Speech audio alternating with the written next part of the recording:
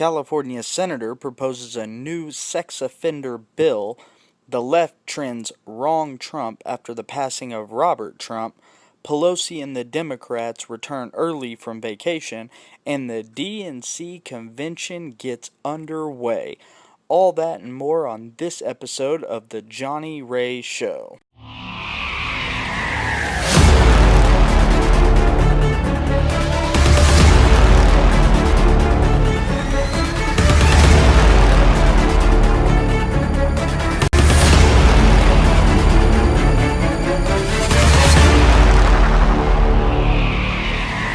And welcome to a special episode of The Johnny Ray Show to kick off a whole week of The Johnny Ray Show. I'm doing a whole week dedicated to the DNC convention, where I'll have guests to discuss all the current events of the week, as well as covering every detail of the DNC Democratic National Convention. More on that a little later on, but first, a California State Senator, Scott Wiener of San Francisco, is trying to drag up an old bill allowing quote-unquote judges discretion over the voluntary sex of minors ages 14 to 17 who can't legally consent and adults less than 10 years older. Wiener stated California's sex offender registry continues to draw that distinction, that somehow oral sex is worse than vaginal sex, and that's horrific homophobia and irrational, and it ruins people's lives, end quote. So, Wiener states that offenders who engage in oral sex should not be subject to the sex offender registry mandates. So if my daughter is 14 and a 23-year-old man who's less than 10 years older coerces her to be with him, and he engages her to commit oral acts on him, or vice versa, Wiener believes that man should not be penalized. This is ridiculous. It's sick, and it's creeping slowly and slowly down the road of normalizing pedophilia.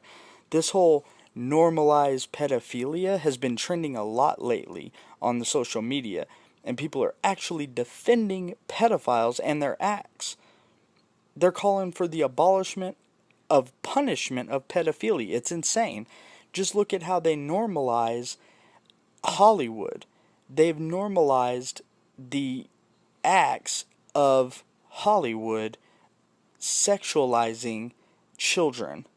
It's been happening for years, and they've turned a blind eye because it's liberal Hollywood, and they normalize it. There are petitions out there right now to normalize the adult sexual act with a minor. It's all over the place. I've seen literal reports of people petitioning to be able to what they call age fluid now. It's age fluid. So a man could identify as underage and not be arrested or punished for having sexual acts with somebody who is underage. Or even vice versa. They could have sexual acts with somebody, and then they could coerce that underage person to just simply identify as somebody of an older age. I mean, it's getting crazy. It started with the transgender separation of sex and gender and identifying. They have 5,000 different identities now, and it slowly moved in. It came along with the drag queens rolling around on the floor with children during story time in the library. And now it's moving into now this, where they want to normalize the behavior of a grown person, man or woman, having engaged in sexual acts with underage children. If this gets normalized, I will drive my car off of the highest cliff possible, because it is ridiculously crazy to me to think that anybody, 10 years ago, if you had told me that there would be people that would be arguing the fact that grown men and women should be able to engage in sexual congress with somebody under the age of 18, I would have called you a nutcase. And yet here we are in 2020 America, and there are people doing it. It is just insane. It is crazy, leftist, progressive, nutwing, Fruit Loop dingus is what it is. Fruit Loop dingus. Fruit Loop dingus bust a fooligan. And speaking of insane, less than 3 hours after the passing of younger brother of President Donald Trump, Saturday evening, social media exploded with a new trend. I've seen some crazy leftist liberal trends in my day on social media. Just to name a few, hashtag just a clump of cells, or hashtag Trump virus, or even hashtag Biden 2020. But this is by far the most disgusting, the most vile trend I have seen in the entirety of being on social media. Less than 3 hours after the passing of Robert Trump, liberals trended the hashtag wrong Trump. That's sick. That is disgusting behavior from any human being. It's not just a liberal thing at this point. It's a moral human being thing. And they have sunk to a all-time low. Basically saying that the wrong Trump died, which is radically crazy. I mean, could you imagine if anybody on the right started a trend wishing the death of Barack Obama instead of the untimely passing of John Lewis? Or if Nancy Pelosi had a sister who died and the right trended hashtag wrong Pelosi? The country would erupt in riots. Not like the left hasn't been burning our country down for the last 3 months or so anyways, but I'm sure it would be far more, and half of Twitter would be banned for sharing the hashtag. I guarantee you it. We won't know because unlike the left, who's openly stated when they go low, we go lower, or punch them in the lower, or something to that effect, what Michelle Obama had said when Hillary Clinton was running in 2016. This just speaks to the mindset of liberals, that they are okay wishing death upon a man that they simply dislike. But it's not enough to just dislike him or disagree with him on policies. No. They have to drive it home by wishing death on him. It's lunacy. Absolutely insane. Tons of celebrities and public figures were replied to by liberal lefties using the horrific hashtag, and none, not one, none, condemned the disgusting trend. None even mentioned it. Not one said it was wrong or bad or even that they wouldn't support it. But do you know why? Because they do support it. Joe Biden tweeted almost 24 hours after the death announcement, and over 1,500 replies to that tweet utilized that hashtag. And not once did Joe, any of his staffers, or any fellow Democrats condemn that hashtag. Where was the Twitter police during the trend of hashtag wrong Trump? They're quick to say me saying men are men and women are women is against their policies and deem it hate speech, but wishing death on a duly elected president of the United States is nothing. And Facebook was just as bad. Mark Zuckerberg couldn't even muster up the testicular fortitude to punish people wishing death on an elected public official. Yet I can be Facebook jailed for simply saying a baby is a baby at conception. Everyone who supports the use of that hashtag should be ashamed of themselves. Personally, I hope all have made some sort of peace with the fact that when they pass, like everybody does at some point, everybody's going to pass away. I hope that they had some little sort of peace that they've made with the fact that they will have a special place in whatever the afterlife that they believe in, they'll be there. Because that is disgusting. I've seen a lot of things over the years of Twitter, Facebook, even back to the MySpace days. I've never seen something as disgusting and vile as that. That is irreprehensible. To wish death upon somebody simply because you don't agree with them as a person, their moral character, their standards.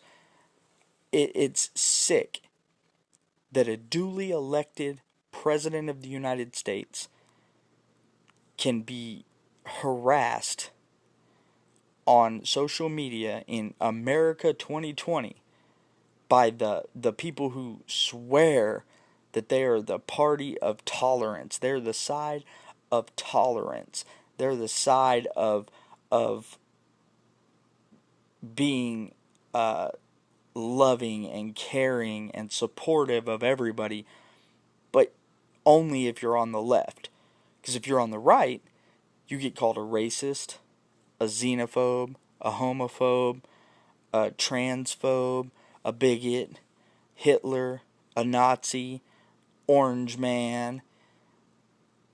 This is the party who just a couple of days ago swore up and down that if President Trump lost in November that he would have to be drug out of the White House. That he wouldn't go peacefully because he wouldn't accept defeat in November. And it's the same party that has yet to accept defeat 4 years ago in 2016.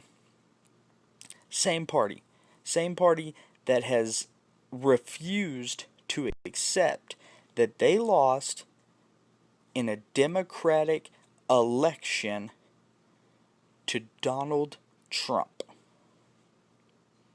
They have refused to accept it for 4 years. We've heard nothing but Russia collusion, Ukraine collusion, this, that, the book that he was supposed to be mentioned about that was going to just annihilate his presidency, the entire impeachment process that they trampled all over to get done. And it didn't even fully succeed because they didn't have the necessary evidence to succeed in that. For 4 years, they have yet to accept defeat. And I'm willing to bet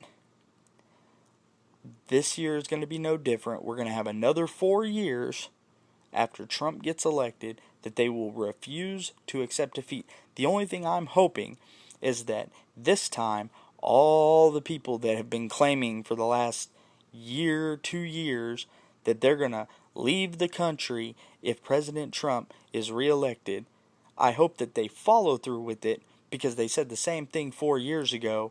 Lo and behold, Rosie O'Donnell, Ellen DeGeneres, all these people are still here. They're still suckling at the teat of the freedoms of America, but they'll trash it, they'll bash it, they'll destroy it if they can. I'm just hoping that when he gets reelected in November, that they follow through with it and go somewhere else. But they won't. You know why? Because they couldn't get away with even a fraction of what they do here in another country. Go to another country and publicly call for the death of the leader of that country. See where it gets you.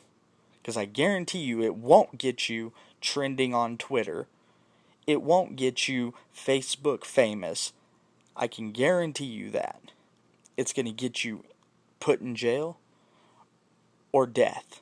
Because that's about the only two things you got going on in some of them other countries. If you disagree with how that leader is running things and you publicly make that known, chances are they're going to kill you. or they're going to lock you in some sort of rat-infested dungeon, and you're going to sit there the rest of your life eating water and bread if they give you that. So, you could talk all day about how you hate America, but you still live here. You still accept the freedoms that we give you to be able to stand around and yell and scream and wish death upon the duly elected president of this country. And you have that freedom, although as wrong as it may be because you want to strip away my freedom, Facebook will take away my freedom, but they want to give it to the liberals. They want to give it to the left, allow them to say what they want, but I can't. If I say a man is a man biologically, or a woman is biologically a woman, I get banned for hate speech. They want to censor me, but they don't censor them calling for the death of President Donald Trump. And it doesn't just stop at Donald Trump. I mean, they call for the death of anybody who disagrees with them. I can't count the amount of death threats that I get from people that want to debate or talk on Facebook, give their opinion. When I give mine and present facts, then they tell me they want me to die.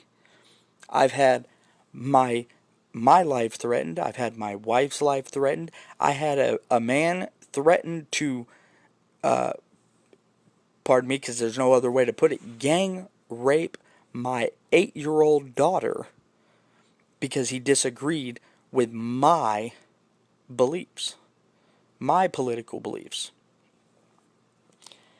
And then, on top of that, when I pointed it out to Facebook and said, look what this man has said to me. Look, what happened? I got banned. I got put in Facebook jail. He didn't. I did. And that's where social media has gone. They don't even have a mask on anymore. They've taken the mask off. They show it every day. They're open about it. They're open by letting liberal leftist media outlets run rampant all over Facebook and Twitter. But when I try and post The Johnny Ray Show, a conservative podcast, it gets censored, it gets throttled. They do it with all the big names. It's not even just me. I'm a nobody. They do it with Steven Crowder. They've done it with Ben Shapiro. They do it with Michael Knowles. They do it with Matt Walsh. They do it with Hannity. They do it with Tucker Carlson. It's not just me. It's every conservative. If you are politically openly conservative and you speak it on social media, there is a 99% chance you're going to get throttled and censored at some point. It's a guarantee. But anyways, also in the news the last few days was the early return announcement of Nancy Pelosi and the House of Representatives. Yesterday, Pelosi called the House back into session not to vote on the need for American people to be fully helped by the now ended unemployment or the stimulus package to help American people. No. It was to vote on the United States Postal Service bill. A bill that it's not to help American people, not to get the economy back on track, or to help get people relief from setbacks of the COVID-19. Nope. It's to fund their political agenda of mail-in voting in November. For the last few weeks or so, the left has pushed the verified false narrative that Trump is trying to destroy the United States Post Office. Not true at all. Not even a little bit. Fact is, Trump has said he doesn't want to bail out the United States Postal Service while they are delivering packages to distribution companies like Amazon for a fraction of what they should be charging. The USPS is charging Amazon X amount of dollars to deliver Amazon packages when it costs more for the United States Postal Service to deliver said package. So why should the government give them more money when they should be charging Amazon more to cover costs of delivering packages? The USPS said at the very beginning of the coronavirus pandemic, this is according to the New York Times, that the service expected to spend about $2 billion a month for 18 months, which could lead to bankruptcy as soon as September. The $10 billion loan they asked for could push that back to March of 2021, postal leaders said. Now, that doesn't stop Biden and Harris and the liberals from falsely claiming he's defunding the United States Postal Service to slow down mail-in voting. Take a listen to this Bernie Sanders clip. Senator Sanders, I cannot believe that we're even here talking about birtherism. We're not. And Anderson, we're not. This is so absurd. It's just another racist lie. It's an embarrassment to the people of our country. But what Trump is trying to do right now, among many other things, is deflect attention away from the reality facing working people in this country. He wants us to talk about all of that stupid stuff. But the reality today in America is there are many millions of people who are unemployed, people who are worried about being able to feed their kids, worried about being evicted from their homes, pay their bills, have health care. And Trump will deflect attention from that because, among other things, he has refused to sit down and negotiate with Democrats about extending the kind of benefits that we provided 4 months ago. He wasn't there. McConnell is not there. I guess Mr. Meadows now, his chief negotiator, is on vacation. But what we have got to do is extend that $600 a week supplement for workers all over this country who are unemployed. We got to continue and expand on that $1,200 check that people desperately needed. We have got to provide health care to all of our people, provide funding for cities and states and schools who are desperately in need of that funding. But Trump won't talk about that. That's not what he does. He will try to deflect attention. But this is just another racist, stupid attack from a president who must be defeated in November. The other thing he doesn't want to talk about is COVID-19 and a pandemic which has killed more than 160,000 Americans. Who knows the actual number and the actual number of people who have actually been infected with this virus. The president hasn't attended. He attended one task force meeting since April. He tweeted out pictures of it the other week. But he's not. There is no national plan. We're still talking about testing. We're still talking about swabs. We're still talking about PPE and contact tracing. Anderson, tens and tens of thousands of people have died unnecessarily because of the irresponsibility of this president, who, in fact, does not believe in science. He doesn't believe in the science of climate change. He doesn't believe in the science of epidemiology. So what we have had from day one is a president who has ignored the severity of the crisis. This is a president who has attacked and humiliated doctors and scientists who are working on our behalf. This is a president who held a rally, a political rally, indoors in Tulsa without social distancing, without masks, and people got sick. Some died as a result of that rally. This is a president who has done nothing to make sure that our doctors and nurses have the personal protective equipment that they need. Unbelievable that doctors and nurses still do not have the masks, the gloves, the gowns that they need. And we have today the highest per capita death rate in terms of COVID of any major country on the earth. And state after state, situation is getting worse. People have no idea what to do in terms of whether or not kids should go to school. Total disaster, total irresponsibility. No national plan other than to attack the CDC and doctors and scientists. Those are the issues he wants to run away from. But we are not going to allow him to run away from those issues.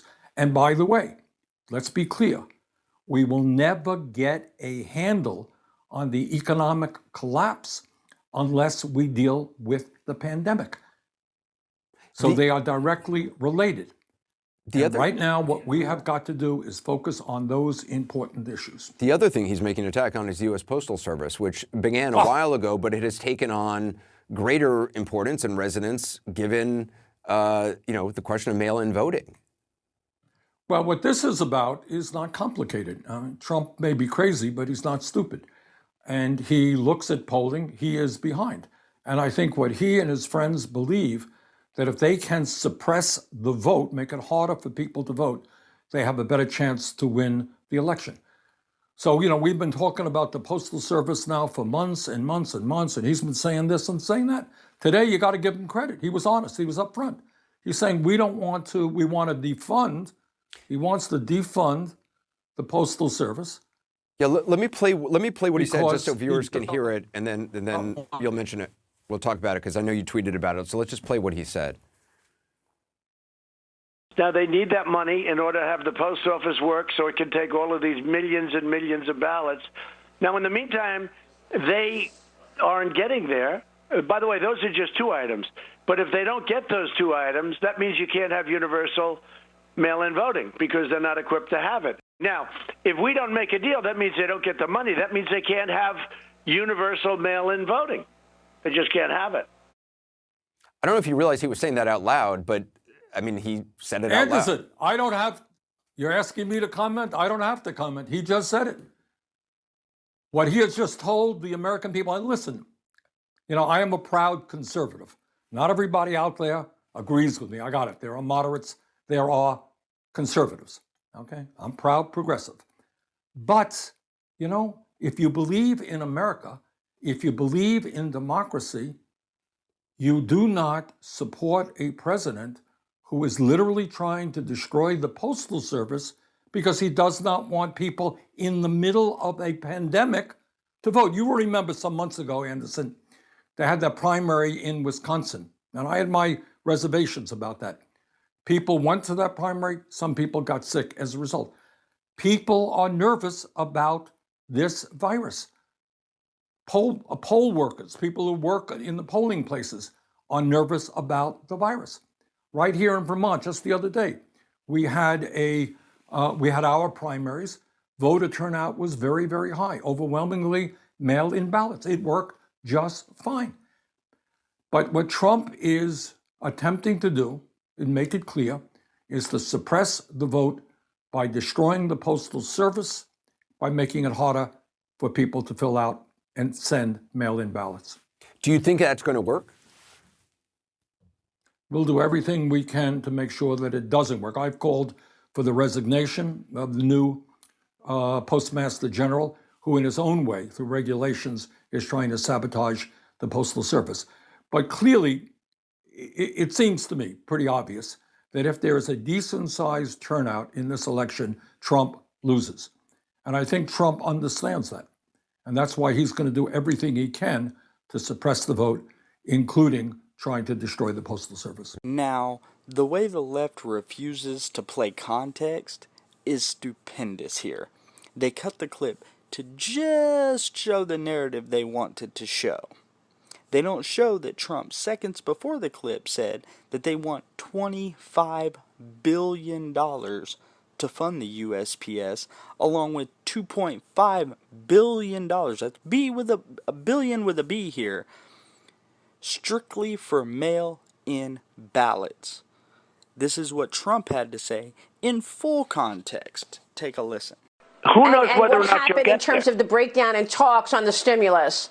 Tell me about that, because that's another thing that they were complaining about you yesterday, saying, well, he's not there negotiating. We want to get something done. The Democrats have put on the table this $3 trillion plan. What specifically are they pushing for that is causing this breakdown in any deals? Nancy Pelosi said that the Democrats want to, and the White House are still miles apart on stimulus. Well, they're right, and it's their fault.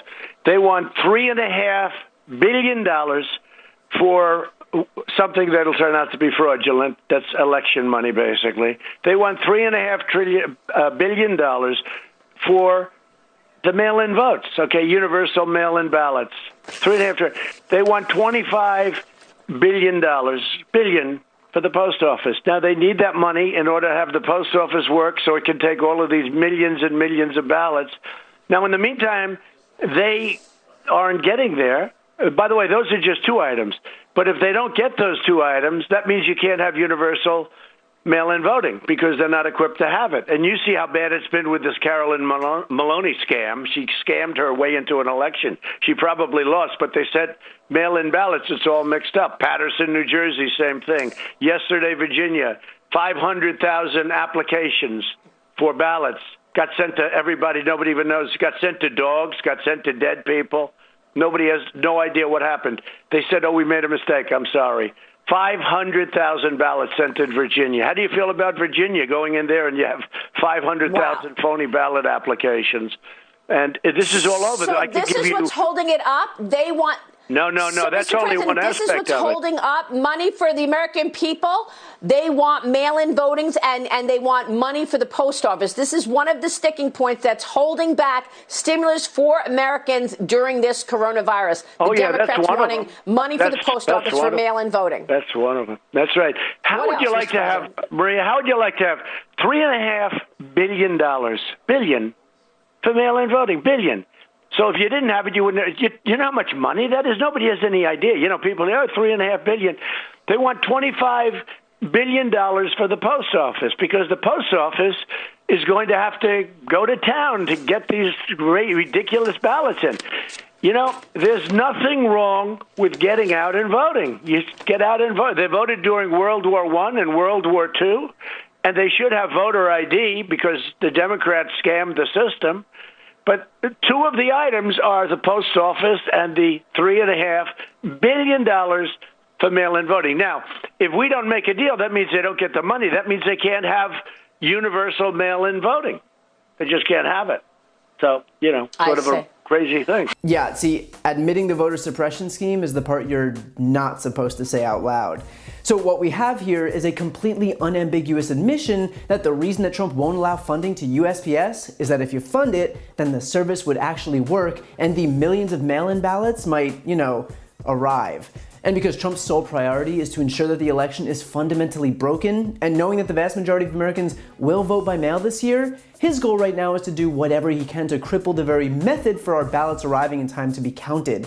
He knows that if he can't stop people from voting by mail, at least he can try to stop their ballots from getting there. The Republican thinking for targeting mail-in ballots is this. In rural areas, which tend to vote Republican, voting in person doesn't pose that serious of a problem, since there are less people in smaller crowds and therefore less of a chance of contracting the virus.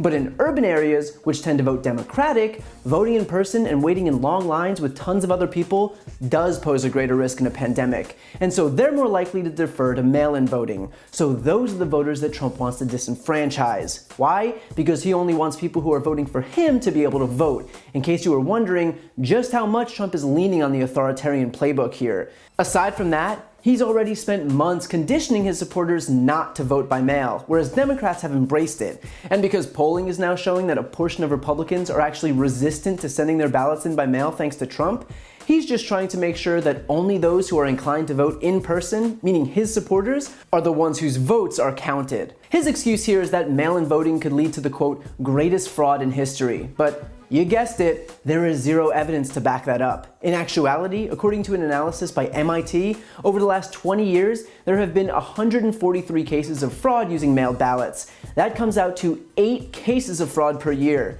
And that comes out to an occurrence of 0.00006%. That is the rate of voter fraud. That's not enough to swing the results of class treasurer in a school with 100 kids in it. And yet Trump is trying to convince us that it's evidence of a completely discredited election? Right. What sabotaging the post office does is not only pose a risk to the future of our democracy at a time when it's needed most, but it hurts Americans across the board in both parties. People rely on timely delivery of mail for life-saving medications, small businesses rely on the mail to conduct business and keep their customers happy, people rely on the mail for payment and time-sensitive documents, and up to 15% of postal workers are veterans, making it one of the largest veteran employers in the country. The fact is that I don't need to keep explaining why the mail is important because there is no one who doesn't already understand this. And yet the fact that Trump is looking to destroy the entire system anyway, all to benefit himself personally, shows that there is no extent he won't go to, nothing he won't blow up in order to help himself and his re-election. Just imagine if Trump tackled the coronavirus pandemic with the same precision, efficiency, and urgency that he used to destroy our own postal service. The irony being that he might have actually contained the spread, and he would have something to actually brag about, and he wouldn't even need to sabotage the election. But instead, knowing that he's failed, he's spending his energy not governing, but just focusing on tightening his grip on power. Trump doesn't want to help the people, he doesn't want to get the virus under control, he doesn't want to strengthen our democracy or defend the rule of law, he only wants to get reelected, and he doesn't care what he has to burn down to get there. And don't forget to listen to my podcast, No Lie with Brian Tyler Cohen, where I'll take a deep dive into the biggest issues of the week and interview major players in the world of politics, like Adam Schiff, Nancy Pelosi, Beto O'Rourke, Eric Swalwell, Katie Porter, and many more. Again, that's No Lie with Brian Tyler Cohen, available anywhere you listen to podcasts. Now, this is all in the bill sitting in Congress right now to do with COVID-19 relief. What exactly does mail-in ballots have to do with relief for COVID-19? Nothing. Nothing at all. Just like the Dems did the first relief bill, adding in billions and billions to remodel buildings in New York and paint street signs in LA and funding Planned Parenthood, it had nothing to do then, and it has nothing to do with it now. What the Democrats and Nancy Pelosi are doing is holding the American workers' financial status hostage. They proposed a bill with all these extra figures in it that have zero to do with the pandemic, and then politicize it for their base. And Trump isn't going to, as he shouldn't. It's funny, the same people scared of the big bad COVID in polling stations are the same ones rioting and looting, protesting, burning things down, and going to Walmart with their masks half off their face. I can at any given time go into a Walmart and count at least 30 plus people incorrectly wearing their mask, yet they're not afraid of COVID there. Oh, I forgot. COVID is such a sentient being. It knows Walmart is a no-go. It knows it can't do anything in a Walmart. But church, it's full force in church. In a small business, full force. Polling stations in November, it's extra full force there. Hey, maybe in November, we can just have polling stations set up inside Walmarts across the country so that the COVID won't attack. Or maybe we can make a mandate that while casting a ballot, you can set a building on fire so the COVID knows not to infect anyone. It's insane. It's crazy. It's ludicrous. It's idiocy. Breaking news, COVID can attack while voting for President of the United States, but not while shopping for taco shells at Walmart. Guess I missed that memo, huh? And finally, before I get going, the DNC National Convention started tonight in Milwaukee, Wisconsin. It was a virtual convention with speakers such as Michelle Obama and Bernie Sanders, as well as the ever-moral New York Governor Fredo Cuomo and D.C. Mayor Muriel Bowser. They even trotted out the daughter of a person who died of COVID in order to attack President Trump. Tonight started the 4-night convention, which will feature the new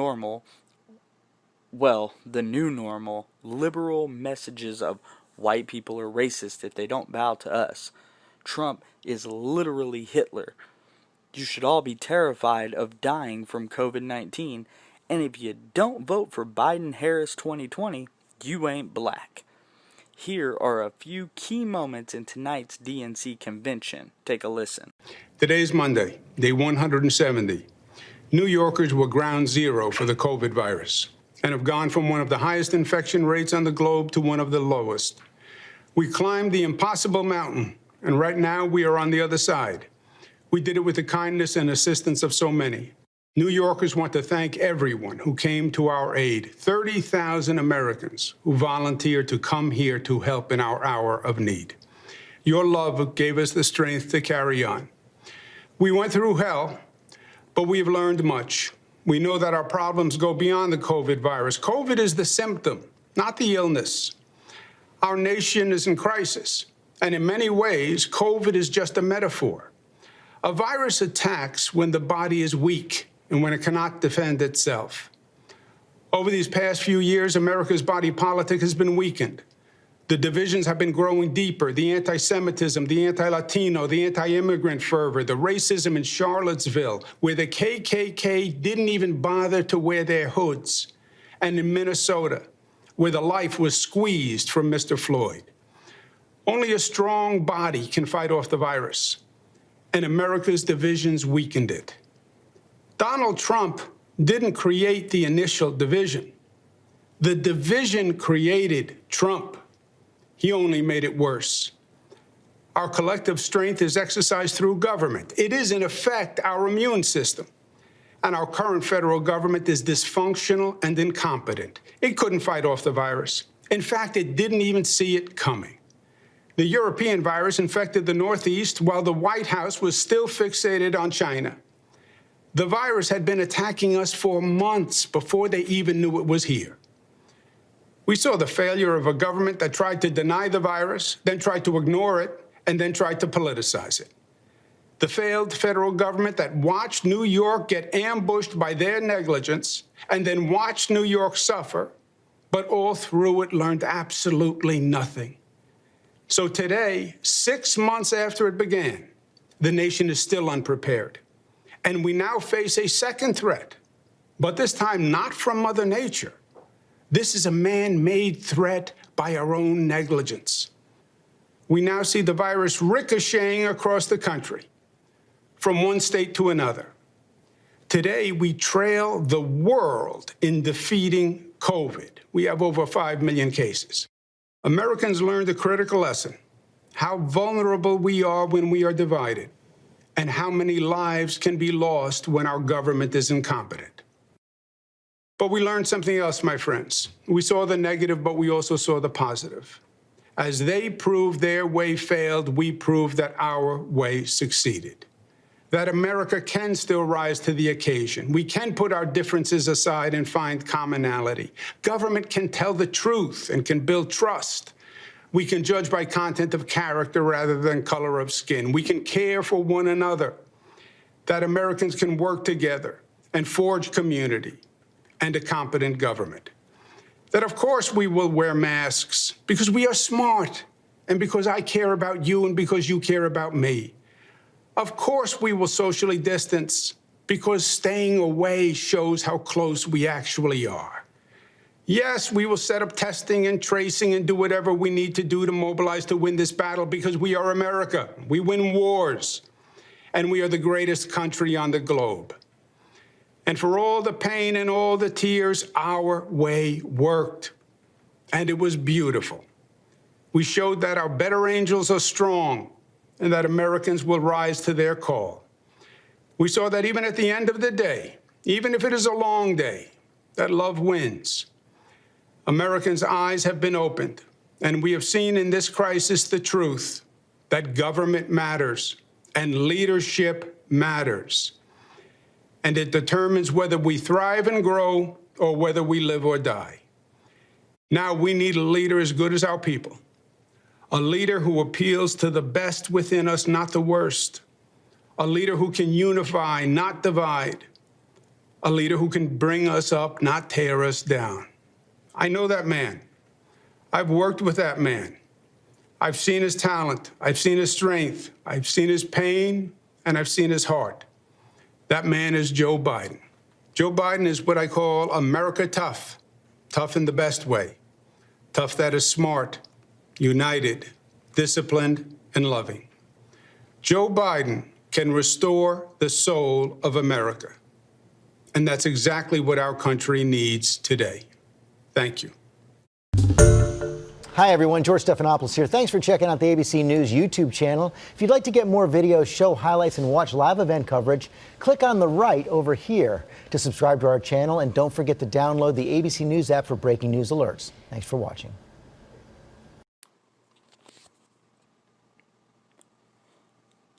So let's just forget that Fredo killed thousands of people in New York City by putting COVID positive people in nursing homes all over the city. We're just going to forget all about that, right? It was here that just weeks ago, Americans donned face masks and safely and peacefully protested the death of George Floyd. But while we were peacefully protesting, Donald Trump was plotting. He stood in front of one of our most treasured houses of worship and held a Bible for a photo op. He sent troops in camouflage into our streets. He sent tear gas into the air and federal helicopters, too. I knew if he did this to D.C., he would do it to your city or your town. And that's when I said enough. I said enough for every black and brown American who has experienced injustice. Enough for every American who believes injustice. But I said enough for another reason, too. I have a 2-year-old daughter. And I want her to grow up in an America where she's not scared to walk to the store, an America where she's safe behind the doors of her own home, an America where the president doesn't fan the flames of racism and looks out for all of us.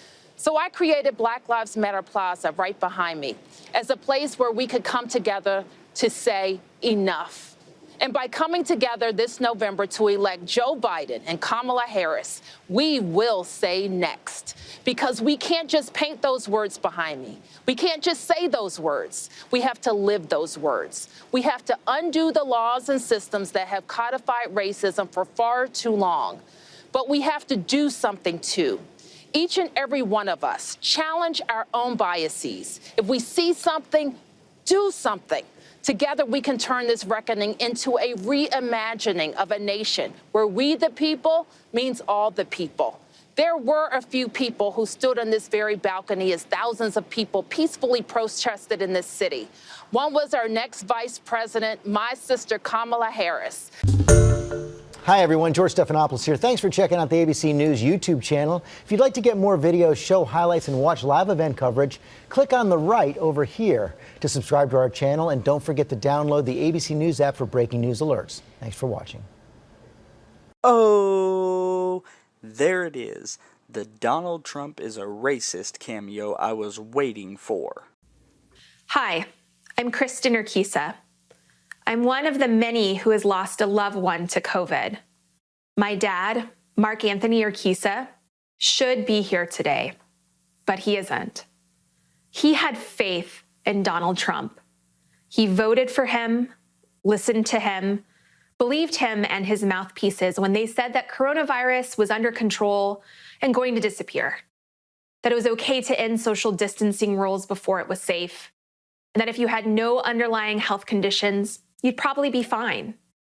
So in late May, after the stay-at-home order was lifted in Arizona, my dad went to a karaoke bar with his friends. A few weeks later, he was put on a ventilator. And after 5 agonizing days, he died alone in the ICU with a nurse holding his hand. My dad was a healthy 65-year-old. His only pre-existing condition was trusting Donald Trump, and for that, he paid with his life. I am not alone. Once I told my story, a lot of people reached out to me to share theirs. They asked me to help them keep their communities safe, especially communities of color, which have been disproportionately affected. They asked me, a normal person, to help because Donald Trump won't. The coronavirus has made it clear that there are 2 Americas. The America that Donald Trump lives in, and the America that my father died in. Enough is enough. Donald Trump may not have caused the coronavirus, but his dishonesty and his irresponsible actions made it so much worse. We need a leader who has a national, coordinated, data-driven response to stop this pandemic from claiming more lives and to safely reopen the country. We need a leader who will step in on day one and do his job, to care. One of the last things that my father said to me was that he felt betrayed by the likes of Donald Trump. And so when I cast my vote for Joe Biden, I will do it for my dad. Hi, everyone. George Stephanopoulos here. Thanks for checking out the ABC News YouTube channel. If you'd like to get more videos, show highlights, and watch live event coverage, click on the right over here to subscribe to our channel. And don't forget to download the ABC News app for breaking news alerts. Thanks for watching. So, does anyone remember when Barack Obama was lambasted and blamed for the deaths caused by H1N1? No? He wasn't? Wow. Must be nice to get to pick and choose who's to blame for pandemics in America, huh? Huh? And Senator Bernie Sanders ready to speak right now.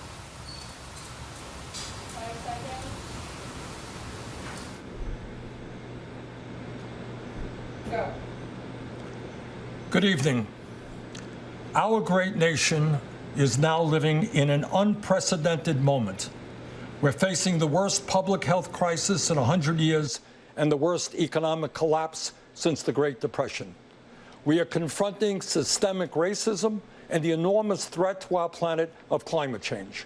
And in the midst of all of this, we have a president who is not only incapable of addressing these crises, but is leading us down the path of authoritarianism. This election is the most important in the modern history of this country. In response to the unprecedented crises we face, we need an unprecedented response, a movement like never before, of people who are prepared to stand up and fight for democracy and decency and against greed, oligarchy, and bigotry. And we need Joe Biden as our next president. Let me take this opportunity to say a word to the millions of people who supported my campaign this year and in 2016. My friends, thank you for your trust, your support, and the love you showed Jane, me, and our family. Together, we have moved this country in a bold new direction, showing that all of us, black and white, Latino, Native American, Asian American, gay and straight, native-born and immigrant, yearn for a nation based on the principles of justice, love, and compassion. Our campaign ended several months ago, but our movement continues and is getting stronger every day. Many of the ideas we fought for that just a few years ago were considered radical are now mainstream. But let us be clear.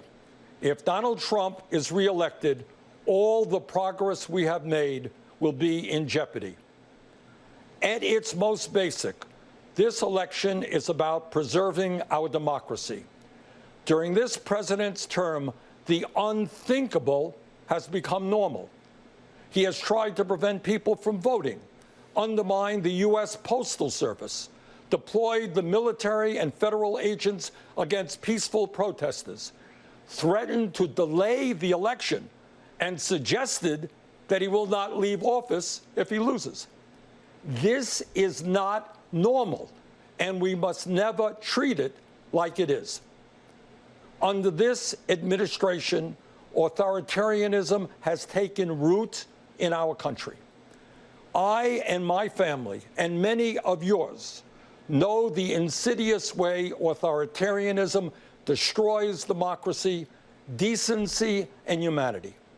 As long as I am here, I will work with progressives, with moderates, and yes, with conservatives to preserve this nation from a threat that so many of our heroes fought and died to defeat.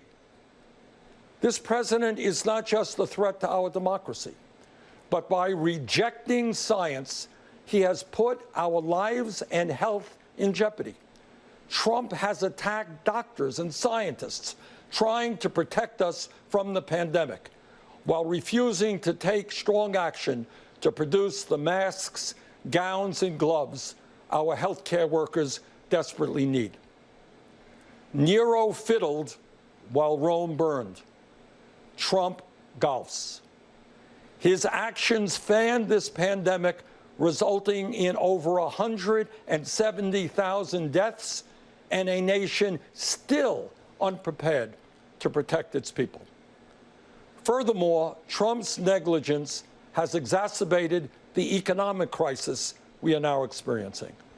Since this pandemic began, over 30 million people have lost their jobs, and many have lost their health insurance.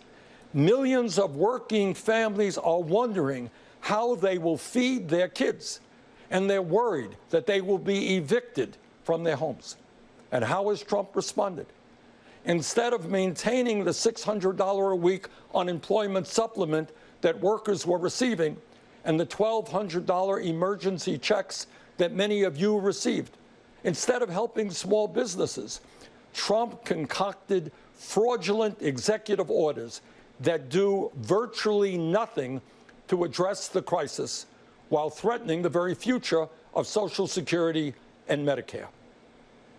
But the truth is that even before Trump's negligent response to this pandemic, too many hardworking families have been caught on an economic treadmill with no hope of ever getting ahead.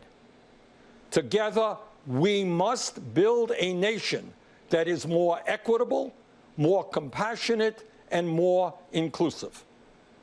I know that Joe Biden will begin that fight on day one.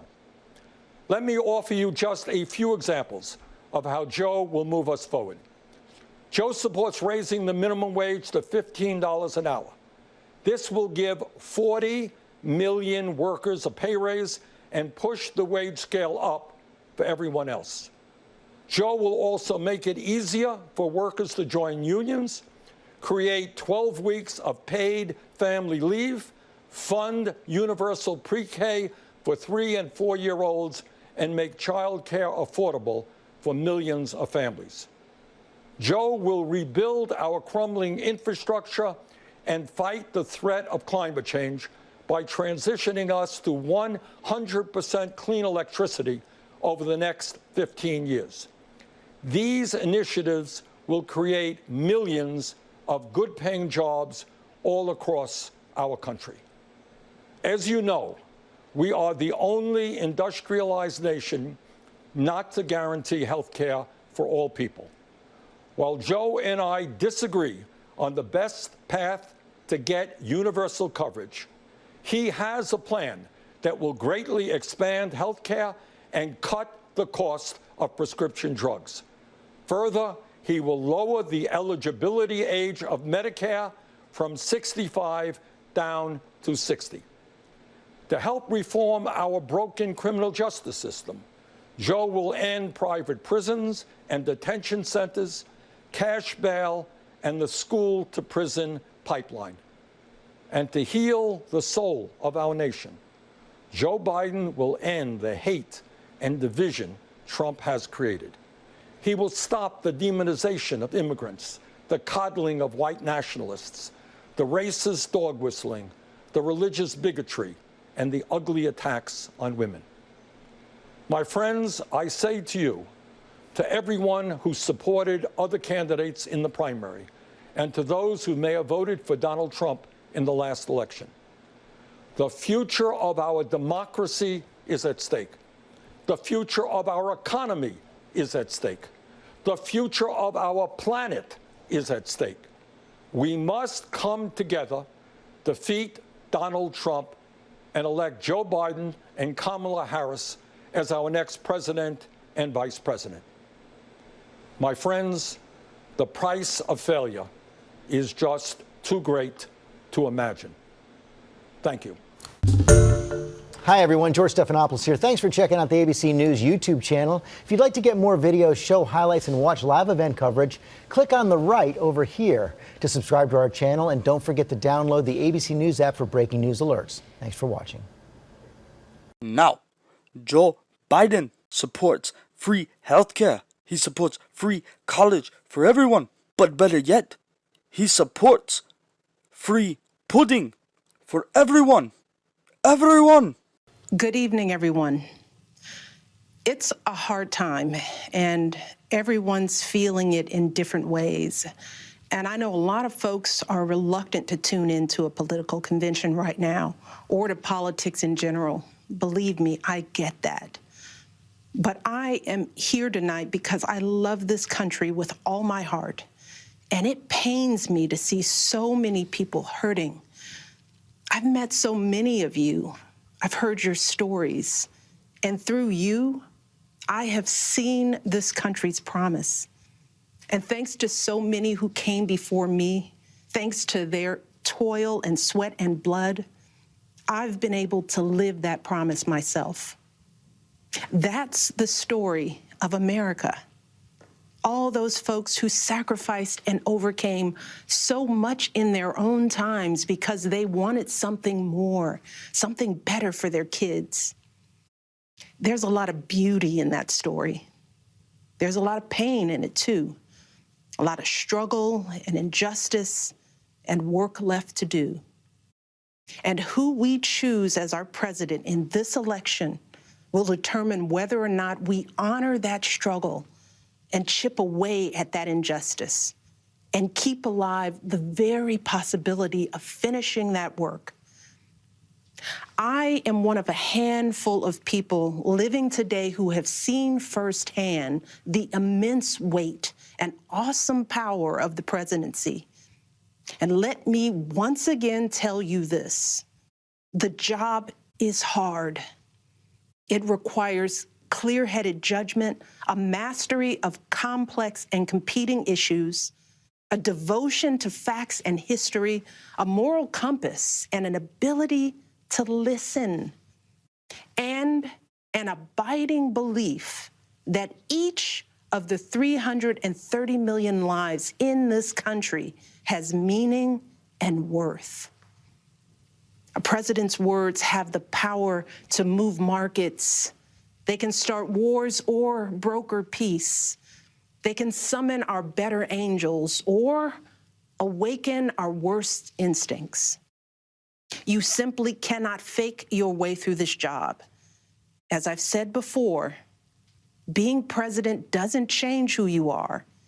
It reveals who you are.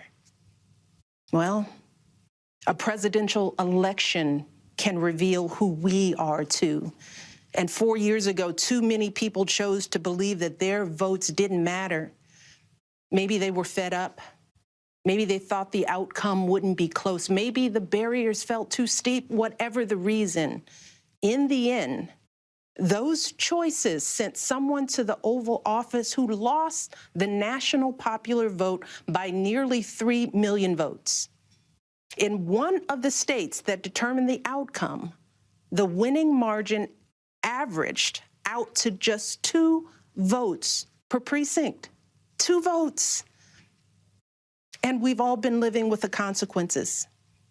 When my husband left office with Joe Biden at his side, we had a record-breaking stretch of job creation. We'd secured the right to health care for 20 million people. We were respected around the world, rallying our allies to confront climate change. And our leaders had worked hand in hand with scientists to help prevent an Ebola outbreak from becoming a global pandemic. 4 years later, the state of this nation is very different. More than 150,000 people have died, and our economy is in shambles because of a virus that this president downplayed for too long. It has left millions of people jobless. Too many have lost their health care. Too many are struggling to take care of basic necessities like food and rent. Too many communities have been left in the lurch to grapple with whether and how to open our schools safely. Internationally, we've turned our back, not just on agreements forged by my husband, but on alliances championed by presidents like Reagan and Eisenhower.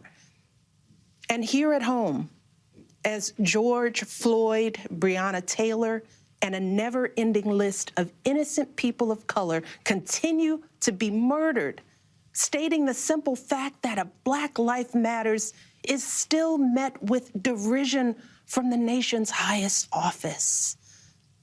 Because whenever we look to this White House for some leadership or consolation or any semblance of steadiness, what we get instead is chaos, division, and a total and utter lack of empathy. Empathy, that's something I've been thinking a lot about lately. The ability to walk in someone else's shoes. The recognition that someone else's experience has value too.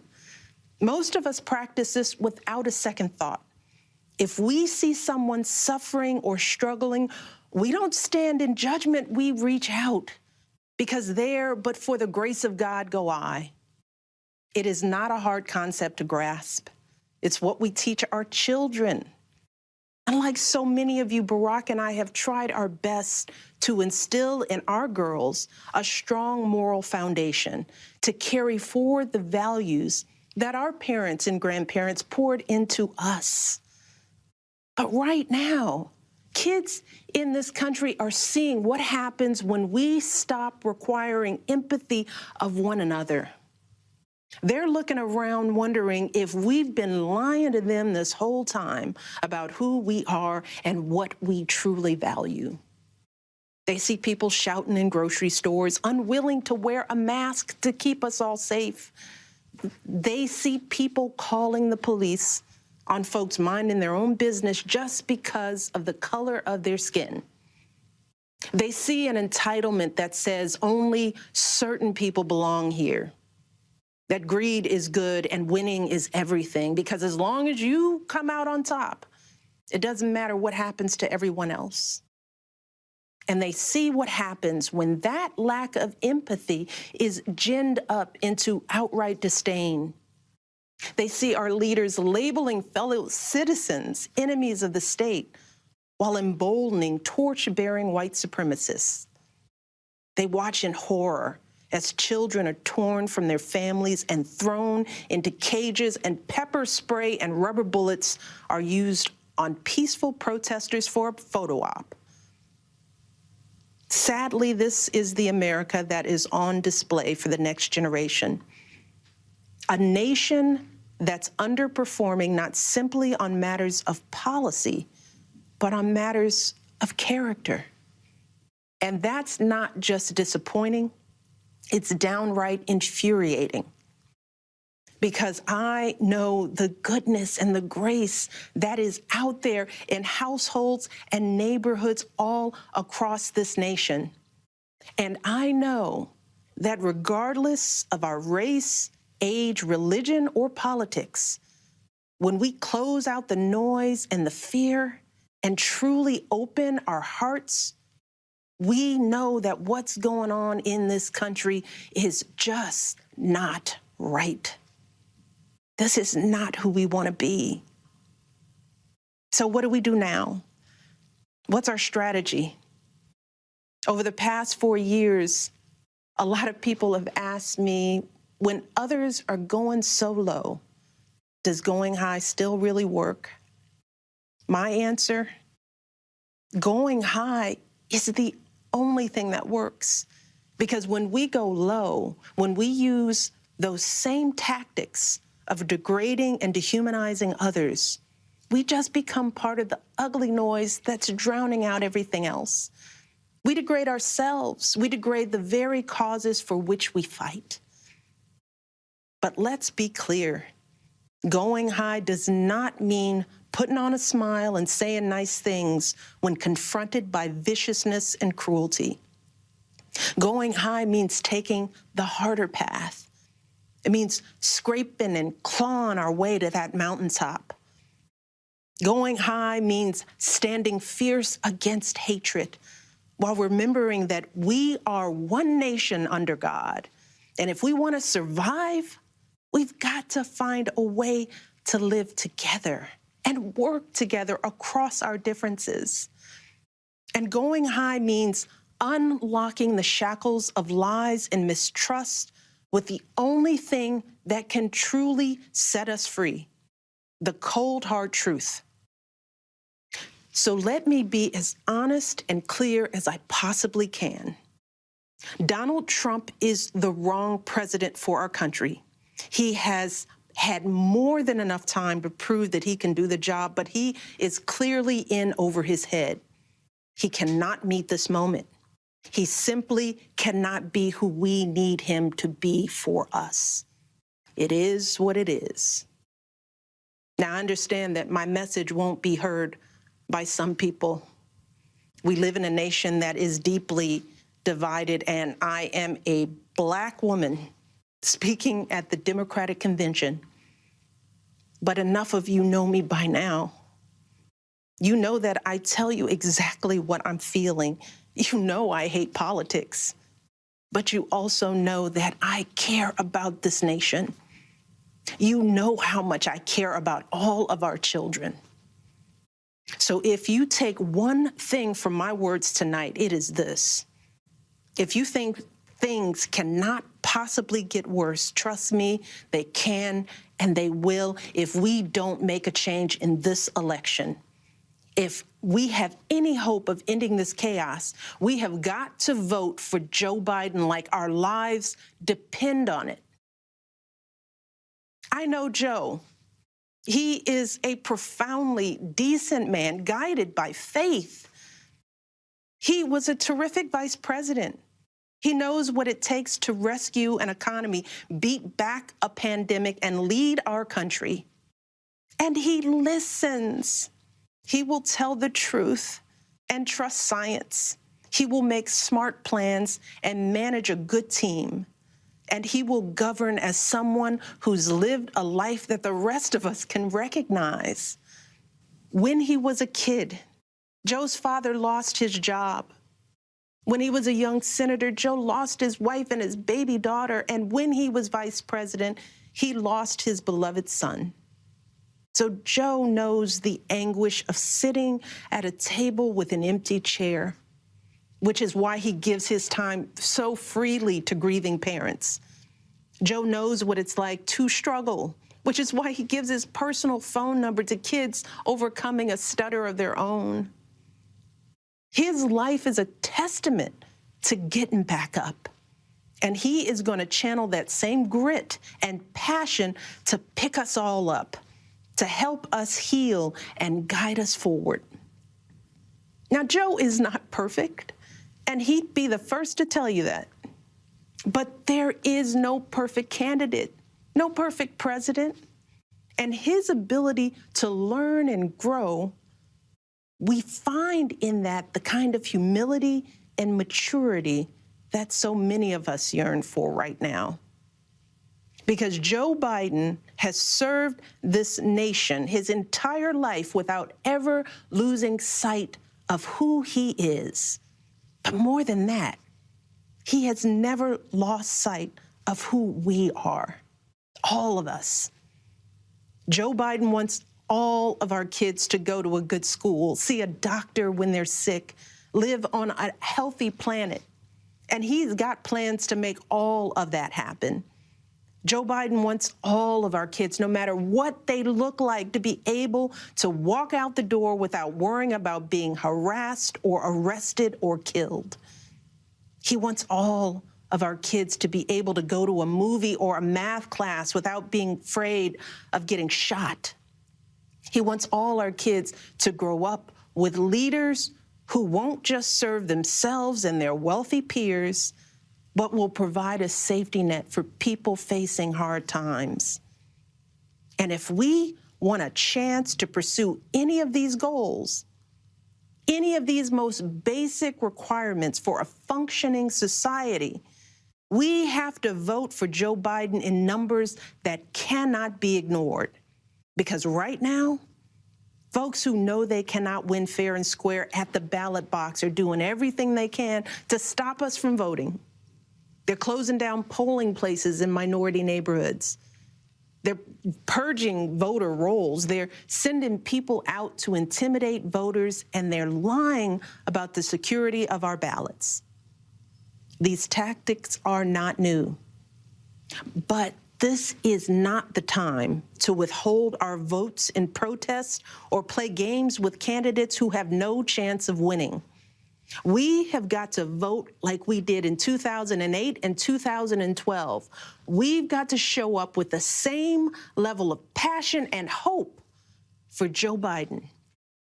We've got to vote early, in person if we can. We've got to request our mail-in ballots right now, tonight, and send them back immediately. And follow up to make sure they're received. And then make sure our friends and families do the same. We have got to grab our comfortable shoes, put on our masks, pack a brown bag dinner, and maybe breakfast too, because we've got to be willing to stand in line all night if we have to. Look, we have already sacrificed so much this year. So many of you are already going that extra mile. Even when you're exhausted, you're mustering up unimaginable courage to put on those scrubs and give our loved ones a fighting chance. Even when you're anxious, you're delivering those packages, stocking those shelves, and doing all that essential work so that all of us can keep moving forward. Even when it all feels so overwhelming, working parents are somehow piecing it all together without childcare. Teachers are getting creative so that our kids can still learn and grow. Our young people are desperately fighting to pursue their dreams. And when the horrors of systemic racism shook our country and our consciences, millions of Americans of every age, every background rose up to march for each other, crying out for justice and progress. This is who we still are. Compassionate, resilient, decent people whose fortunes are bound up with one another. And it is well past time for our leaders to once again reflect our truth. So it is up to us to add our voices and our votes to the chorus of history, echoing heroes like John Lewis, who said, "When you see something that is not right, you must say something. You must do something." That is the truest form of empathy. Not just feeling, but doing. Not just for ourselves or our kids, but for everyone, for all our kids.